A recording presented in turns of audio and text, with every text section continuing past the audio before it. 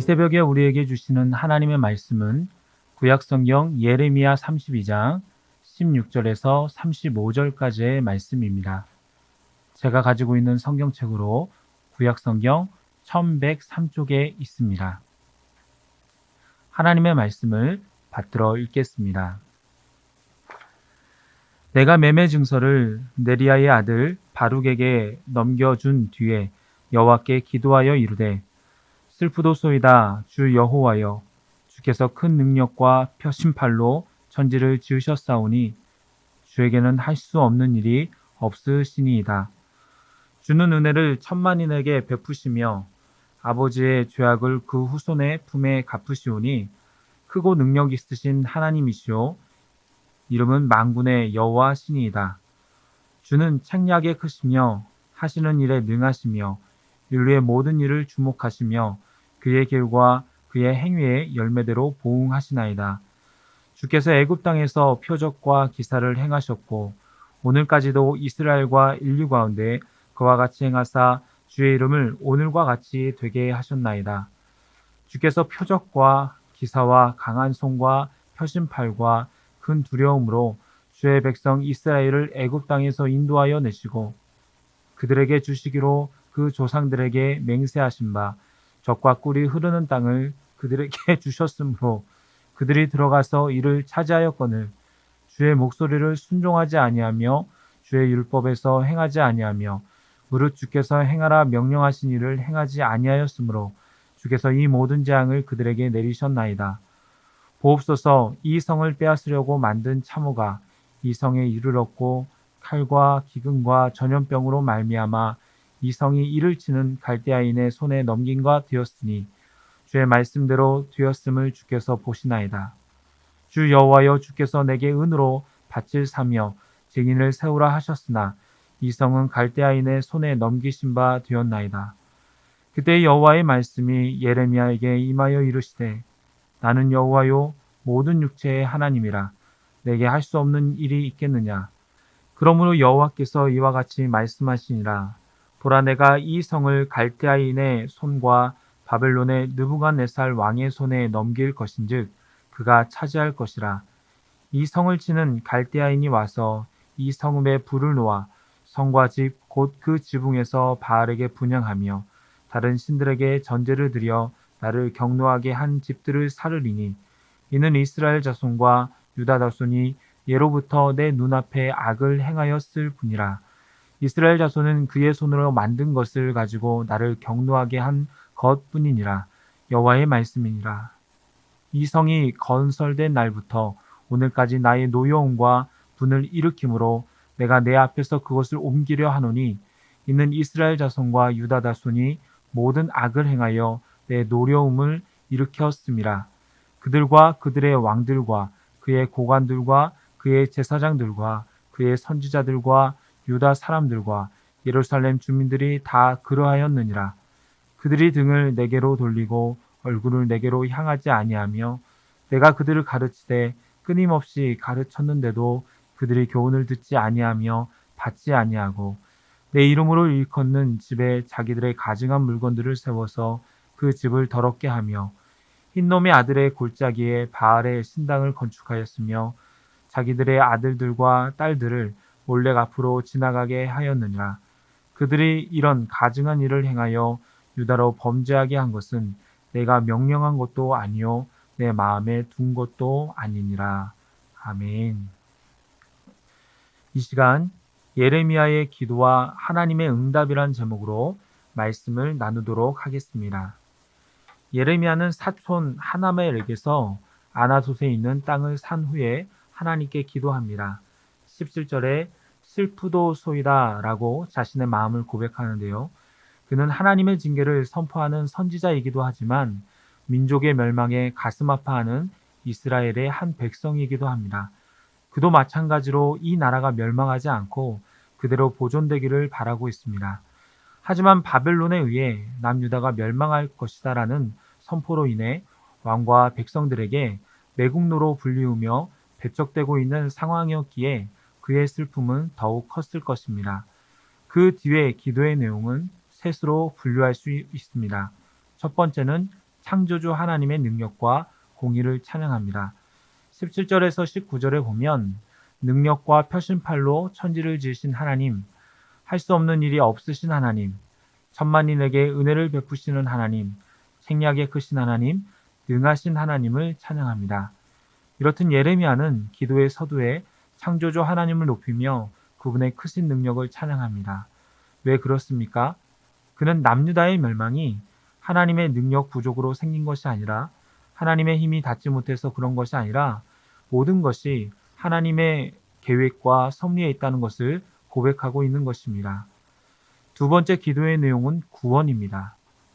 20절에서 22절에 보면 과거 이스라엘을 강한 손과 표심팔로 큰 표적과 기사를 행하심으로 애굽 땅에서 이끌어내셔서 약속의 땅인 가나안으로 인도하신 하나님의 구원을 언급합니다.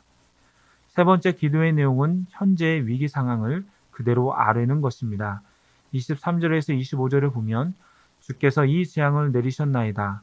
기근과 전염병, 갈대아인의 손 등이 나오는데 하나님의 약속으로 얻은 땅이지만 들어가고 나서 주님의 말씀에 온전히 순종하지도 주의 율법대로 행하지도 않으므로 모든 재앙이 내리게 되었다는 것입니다.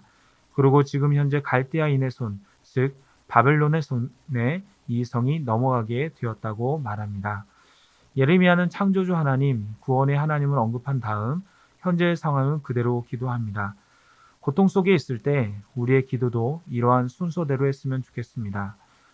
어떤 고난이 있고 환란이 있고 내 힘으로는 어쩔 수 없는 상황에 처했을 때 먼저 창조주 하나님을 찬양하는 것입니다. 하나님, 주님은 천지 만물을 창조하셨으며 이 세상을 주관하시는 분입니다. 주님은 모든 것을 아시고 섭리하시는 분입니다. 이러한 기도는 주님을 높이는 것입니다. 그러면서 나를 이해시킵니다.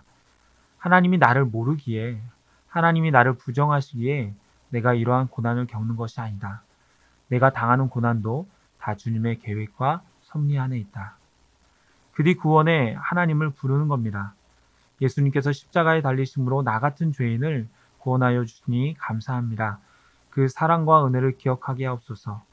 또 이전에 나의 병든 몸을 고쳐주시고 또 내가 고통 중에 부르짖었을 때에 살려주셔서 은혜를 베풀어 주셔서 감사합니다. 이렇게 그간 나의 영혼과 세상의 상황 가운데 구원과 은혜를 베푸신 주님을 찬양하며 감사하십시오. 그러면 이러한 힘든 상황에서도 나를 구원하시고 새로운 힘을 주실 주님을 기대하며 기도에 힘이 붙게 됩니다. 세 번째는 지금 현재의 상황을 솔직하게 아뢰는 것입니다. 주님, 저는 지금 육신의 연약한 상태에 있습니다.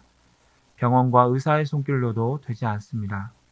저는 지금 경제적 상황이 어려움을 겪고 있습니다. 모든 것이 맡긴 현실 속에서 어찌해야 할지 모르겠습니다. 이렇게 모든 상황을 솔직하게 하나님께 아뢰는 겁니다.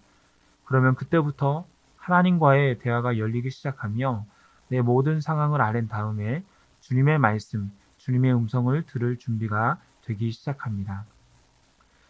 예레미야 또한 이러한 기도를 드린 후에 하나님의 말씀을 듣습니다. 그 응답의 내용은 세 가지로 분류할 수 있는데요. 첫 번째는 갈대아인을 통한 심판이고요. 두 번째는 심판의 이유, 세 번째는 언약 관계의 회복입니다. 오늘은 두 번째까지만 나누도록 하겠습니다. 26절에서 29절까지 갈대아인, 즉 바벨론을 통한 심판이 나와 있습니다. 먼저 하나님은 예레미야의 첫 번째 기도였던 능력이 있으신 하나님으로 밝히십니다. 27절에 나는 여호와 모든 육체의 하나님이라 내게 할 수 없는 일이 있겠느냐? 살릴 수도 있고 죽일 수도 있고 복을 내릴 수도 있고 벌을 내리실 수 있는 하나님이라는 겁니다. 그 가운데 하나님의 선택은 예루살렘 성을 갈대아인의 손에 넘길 것이며 그들이 와서 성과 집, 곧 우상 숭배한 집들을 살을 것이라는 것입니다. 왜 그러한 심판을 합니까? 30절 이후에 보면 그 이유가 나와 있습니다. 이스라엘 백성들은 자신의 손으로 만든 것을 가지고 우상 숭배를 하며 왕과 고관들, 제사장, 선지자, 백성들 할 것 없이 하나님께로부터 얼굴을 돌리고 향하지 않았고 가르쳐도 교훈을 듣지도 받지도 않았다는 것입니다. 또한 바알 신당을 건축하고 몰렉을 섬기면서 그의 아들과 딸들을 제물로 바치는 인신 제사까지 서슴없이 행해 왔습니다.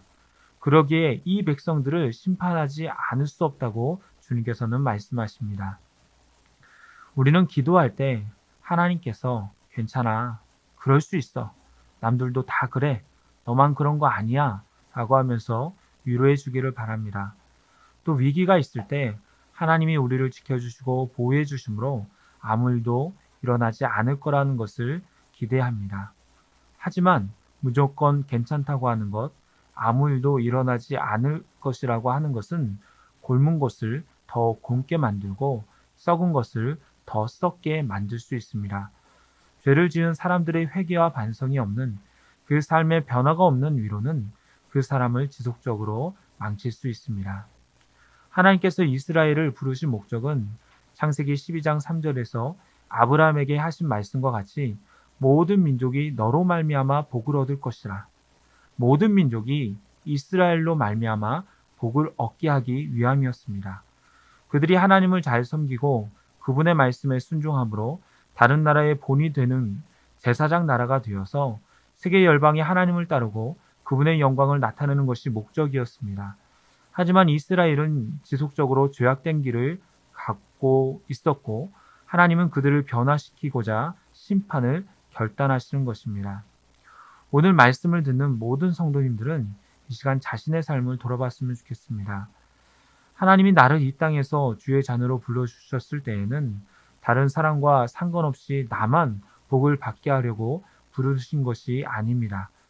세상의 소금과 빛으로 그리스도인답게 살며 나로 인해 다른 이들이 복을 받게 하려는 목적으로 불러주셨습니다. 그렇다면 나는 그러한 삶을 살고 있습니까? 오늘 하루를 살아가는 동안 아버지의 영광을 어떻게 드러내고 있습니까? 또한 어떻게 사람들을 섬기며 그리스도의 사랑을 드러내고 있습니까? 개인과 가족의 먹고 사는 것만 생각하며 왜 이 땅에 사는지, 어떤 방향대로 살아가야 되는지를 생각하지 못한다면 어쩌면 우리에게 가끔씩 다가오는 고난은 다시금 하나님을 바라보게 만들고 나의 삶을 말씀에 비춰보는 시간이, 어찌 보면 복된 시간이 될 수도 있습니다. 이스라엘을 향한 하나님의 심판은 저주만은 아닙니다. 하나님을 온전히 섬기지 않고 우상을 숭배하며 자녀를 몰렉의 제물로 드리던 극악의 죄를 저지르던 죄를 멈추게 하고 진정한 구원자이신 하나님께로 눈길을 돌리는 기회였습니다. 그러기에 하나님은 기도 응답으로 먼저 위로가 아닌 심판을 선포하는 것입니다. 이제 말씀을 맺도록 하겠습니다. 고난 가운데 하나님을 바라보십시오. 창조주 하나님, 구원의 하나님을 찬양하며 나의 모든 상황을 솔직하게 아뢰십시오. 그럴 때 위로의 하나님, 도우시는 하나님을 만나는 것은 큰 은혜입니다.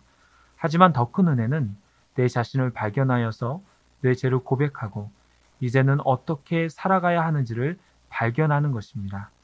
이 두 가지의 은혜, 나를 돌아보는 것, 나를 도우시는 하나님을 만나는 은혜를 모두 받는 우리 영혼의 가족들이 되기를 소망합니다. 기도하겠습니다. 하나님 아버지, 이 시간 예레미야의 기도와 하나님의 응답을 통하여 말씀을 깨닫게 하시니 감사드립니다. 고난 속에서 하나님 앞에 간절히 기도했던 예레미야처럼 저희들 개인과 사회의 힘든 여건 속에서 온전히 기도하며 주의 뜻을 구하게 하시고 하나님의 말씀하심 속에서 우리들의 현재의 신앙을 발견하며 하나님이 원하시는 일을 하나하나 행해 나아갈 수 있는 저희들이 되게 하여 주시옵소서. 그래서 나만을 위해서 사는 것이 아니라 하루하루를 아버지의 나라와 그 영광을 위해서 살게 하옵소서. 예수님의 이름으로 기도드리옵나이다. 아멘.